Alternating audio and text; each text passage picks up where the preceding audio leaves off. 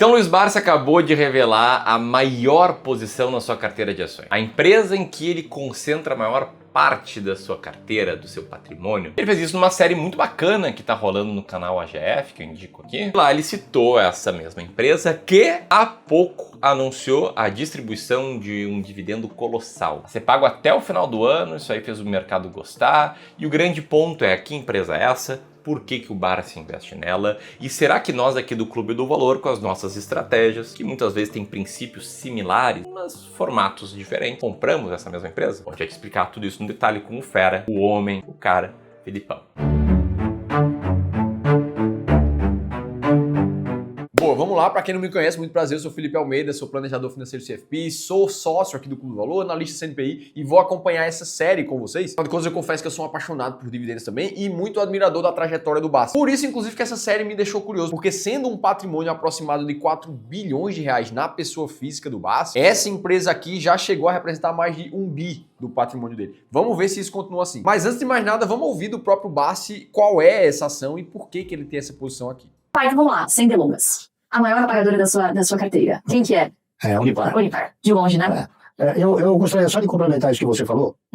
As oscilações, elas podem, eventualmente, modificar o ranking da carteira. Eu tenho certeza que isso vai acontecer. Porque, por exemplo, eu tenho uma esperança muito fértil, muito forte, de que a Auren venha progressivamente ter a sua cotação melhorada em virtude da perspectiva dos resultados que ela tende a entregar. Então, quem sabe, talvez, a Auren, que já foi a terceira ou quarta, não possa vir a ser a primeira. Tá correto? Então aqui o Barsi revela a ação que é a Unipar, mas ele aproveita para reforçar a visão positiva que ele tem sobre a Auren, que hoje é a terceira maior posição da carteira dele. Inclusive a gente já fez um vídeo para acompanhar a Auren e as outras posições aqui também. Vou deixar um link para você clicar e assistir depois. Mas o fato é que hoje, no momento em que a gente grava esse vídeo, a composição acionária da Unipar mostra o Luiz Barsi Filho ali com mais de 5 milhões e 500 mil ações ordinárias da empresa, o que dá mais ou menos 14,2% de concentração nas ações ordinárias pelo Barsi. E isso aqui é informação importante para quem não sabe, pelo regulamento da própria CVM, qualquer pessoa física ou jurídica que tenha mais de 5% de concentração das ações de uma empresa negociada em bolsa precisa sempre revelar a sua posição a mercado, atualizada. E é por isso que a gente consegue ver a posição do Barsi na Unipar, mas a gente não consegue necessariamente ver nas outras ações da série que a gente já gravou aqui. E o próprio Barsi comenta da porcentagem que ele tem da empresa hoje aqui no vídeo. Muito bem. Então é o seguinte, hoje nós temos uma posição relevante de ações da Unipar, cerca de 20% do capital da empresa. Né? Dando P, Penha e UN. Entre as três empresas, claro. Ou seja, ele acabou de revelar ali que é 20% do total, apesar de que ações ordinárias representam 14%, ele tem mais uma participação em ações preferenciais. E aí, com isso, a gente consegue estimar a posição atual do Barsi na empresa, uma vez que a Unipar, como um todo, ela tem um valor de mercado atual de 7,3 bilhões de reais. Se a gente faz uma conta básica aqui, em cima de 7,31 bilhões de reais, 20% disso aqui vai dar um patrimônio aproximado de 1 bi 462 milhões de posição financeira que o Barsi tem na Unipar. O que mostra claramente por que ela é a top 1 dentro da carteira de ações dele, uma vez que um PL estimado de 4 bi, a gente está falando de mais ou menos uma concentração de 37% somente nas ações da Unipar. Beleza, sabendo disso, vamos ouvir mais um pouco da visão do Barsi sobre a empresa. Foi uma empresa que a gente teve a oportunidade de acompanhar com muita intensidade, é isso?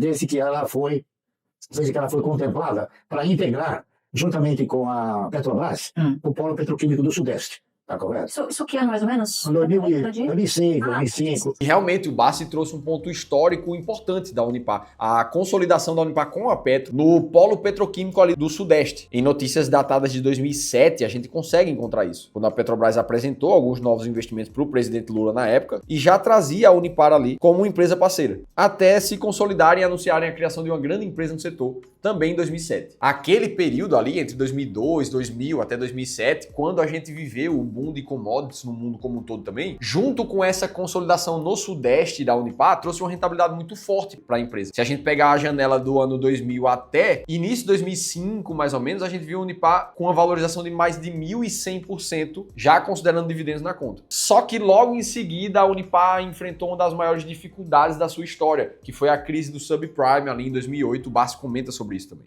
O subprime ocorrido nos Estados Unidos afetou de uma forma bastante vigorosa as commodities de cobre e soda, e a Unipar sofreu um bate muito grande. Por quê? Porque ao entrar de parceira da Petrobras, ela foi ela foi estimulada a duplicar todas as plantas que possuía, né?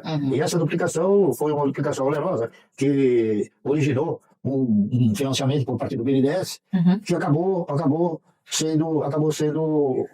Unipar acabou tendo quase que todas as plantas vendidas para a Petrobras, que aí a Petrobras então acabou fazendo a parceria com a Braskem. E naquele momento, realmente, a empresa sofreu. O mercado virou para ela teve a dificuldade do endividamento das plantas iniciando ali, que foram todas vendidas depois. E o DRE, os resultados da empresa também mostraram algo parecido. 2008 fechou com um prejuízo de 145 milhões para a Unipar. E logo em seguida, ali, início de 2009, ela já acumulava um prejuízo de mais de 75 milhões. Aquele cenário ali que pegou forte a Unipar trouxe uma desvalorização também muito forte para a empresa. Se a gente pega a janela de 2007 até 2012, as ações da Unipar chegaram a cair 89%, dizimando ali o investimento de quem passou aquele período junto com a empresa. E pensa comigo, se coloca na pele dos investidores que estavam ali. A gente está falando de uma janela de 5 anos de investimento para você perder 89% do seu capital. Então realmente era um momento delicado, que depois de passado toda aquela história, era difícil encontrar razões e narrativas para ver a Unipar se recuperando. Foi justamente ali a partir de 2012 que uma virada de chave começou para a empresa e o Bassi traz isso também. Ela foi praticamente dissolvida, ela ficou apenas com metade da participação no capital da Carbocloro, não é isso? E isso aqui é verdade, o Bassi relembrou um ponto importantíssimo da história, que foi quando a Unipar fez a compra do restante da participação da Carbocloro por 550 milhões de reais. Ela já era dona de metade da empresa e passou a ser dona da empresa por completo. Essa aqui não foi uma operação simples de ser feita, uma vez que o patrimônio líquido da Unipar naquele momento era de 411 milhões de reais, sendo que ela gastou 550 milhões para comprar metade da empresa que já era dela. Então assim, ela pediu uma dívida em notas promissórias em debêntures que era de um valor maior do que ela própria tinha de patrimônio, no que foi realmente uma operação arrojada. Da minha leitura aqui hoje, parece que a Unipar vislumbrou uma possibilidade de crescimento ali e deu a última cartada da empresa. E foi justamente nesse momento que a Unipar estava batendo os menores patamares de preço da história. Se a gente pegar aqui o valor da cotação sem ajustes, ela chegou a ser de 39 centavos em 2011. Inclusive o Bassi também relembra a visão que ele tinha nessa época aqui. É uma empresa que realmente, dentro do setor químico, ela ostentou sempre uma capacidade muito boa de produção e uma administração muito boa por parte do seu controlador, o Frank, não é isso? E eu então me associei, interpretando que o controlador reunia condições de impor uma administração fértil, boa, proveitosa, não é isso? Então eu fiz uma posição generosa e essa posição generosa acabou sendo contemplada com dividendos extraordinários que foram direcionados para outras empresas, não é isso? Então imagina só, o Bassi vislumbrou aquela história ali e fez uma posição forte. E foi justamente por isso que ele acertou uma das maiores tacadas da história dele naquele momento. Porque a Unipar se consolidou de uma forma muito firme nos 10 anos seguintes. Logo após a compra da Carbocloro, os resultados já passaram a melhorar. Se a gente olha os gráficos de receita bruta, líquida e lucro bruto aqui, a gente já vê que 2013 atingiu um pico frente ao histórico dos últimos 5 anos. E aí a continuação do lucro líquido a gente consegue ver a partir dos gráficos atuais. Ela saiu de 2012 com um lucro de mais ou menos 39 milhões até bater o seu recorde em 2021, com praticamente 2 bi de lucro em reais. Isso naturalmente fez com que as ações da empresa se valorizarem de forma muito forte, chegando a subir mais de 6.700% se a gente pegar a cotação atual. Para você ter noção do que é que isso aqui significa, é como se você pegasse seu patrimônio hoje e multiplicasse por 68 vezes. Faz uma conta aí na tua cabeça, pega lá o dinheiro que você tem na corretora, multiplica ele por 68 vezes. Para você entender o impacto do que aconteceu com a posição do Bassi aqui. A gente está falando que 100 mil reais investidos teriam virado 6,8 milhões de reais. E sem dúvida nenhuma, ajudou bastante a alavancar a fortuna do Bassi dali para frente. Por isso também sendo uma das maiores posições que ele tem hoje. E aí no fim disso tudo ele consolida a visão que ele tem da empresa até hoje, daqui para frente. E até hoje é uma empresa que tem uma administração muito boa, não é? Muito competente, diga-se de passagem, sempre examinando a luz do investimento. Nunca especulando nem nada. O Frank é uma pessoa que também, como eu, ou eu como ele, tá certo? Nós encaramos a empresa como um investimento de médio e longo prazo. E é uma empresa, então, que na medida que eu tenho a oportunidade, eu vou comprar mais. Muito legal entender os motivos por trás, acompanhar a história do BASF. Isso traz clareza do histórico. Agora, e a Unipar daqui pra frente? Para quem olha para o momento atual de preços e de tudo mais. Será que a gente aqui do Clube do Valor, com base nas nossas estratégias, estamos comprando essa empresa também? Porque afinal de contas, a gente leva isso aqui muito a sério. A gente criou as nossas estratégias próprias para investir mais de 5 bilhões de reais dos nossos clientes de consultoria de gestão. Então existe muito a pele em jogo com essas estratégias também. E a filosofia que a gente gosta de investir aqui é através do que a gente chama de estratégias sistemáticas, que são aquelas baseadas somente em dados, em números do histórico do que a gente já tem da empresa. Ou seja, mesmo que tudo mostre que o futuro de uma empresa possa ser muito bom, se aquilo não tiver traduzidos em resultados reais, ela não vai entrar no portfólio. É por isso que a gente desenha critérios muito claros que servem para analisar todas as empresas da bolsa. Depois de olhar as quase mais de 400 companhias, a gente escolhe aquelas que realmente fazem mais sentido. E por focar somente em dados e históricos das empresas, a gente consegue traçar histórico de resultado das estratégias. Como, por exemplo, a nossa estratégia que busca encontrar as 20 ações mais baratas da bolsa, que teve uma performance de mais de 3.200% no histórico dos últimos pouco mais de 20 anos. O que é uma performance naturalmente muito acima do Ibovespa, por tratar de escolher as ações certas na hora certa. Da mesma forma, acontece com a nossa estratégia que compra as 10 ações que mais pagam dividendos na bolsa, a máquina de dividendos. Com uma performance histórica de muito provento e também de rentabilidade total bem acima do Ibovespa.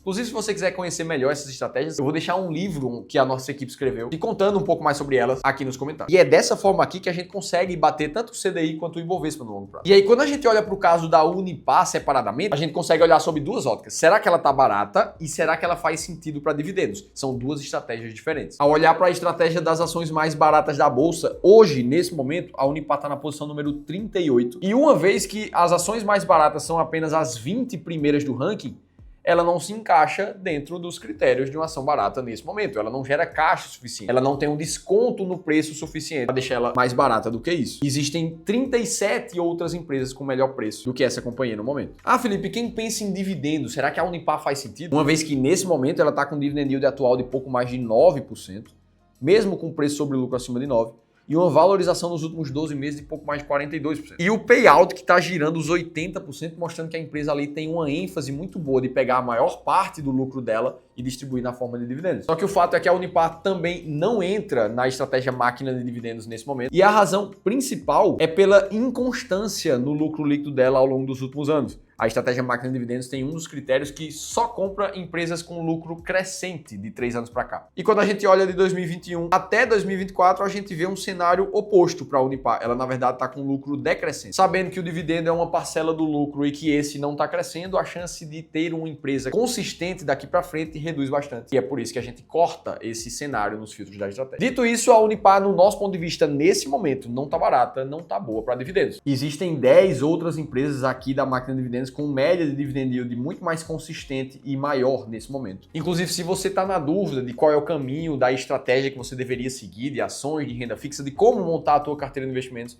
aí eu te convido a participar de uma sessão de consultoria gratuita com um dos nossos especialistas de investimentos, onde a gente vai literalmente doar 1 hora do nosso tempo para pegar as nossas filosofias de investimentos, ver como é que você está investindo hoje, se tem alguma taxa oculta que você está pagando e não está vendo, e te mostrar um novo plano de investimento para você investir de forma mais clara. Como esse encontro é totalmente gratuito, no mínimo você vai sair com a segunda opinião profissional de como é que você investe hoje. Para você participar, é só clicar num link que eu vou deixar aqui embaixo. Dito tudo isso, a gente passou pelas 5 maiores posições da carteira do BASF. Se você perdeu os capítulos anteriores que a gente também comentou aqui, eu vou deixar aqui atrelado a esse vídeo o capítulo anterior e eu, Felipe Almeida, vou estar te esperando no próximo conteúdo.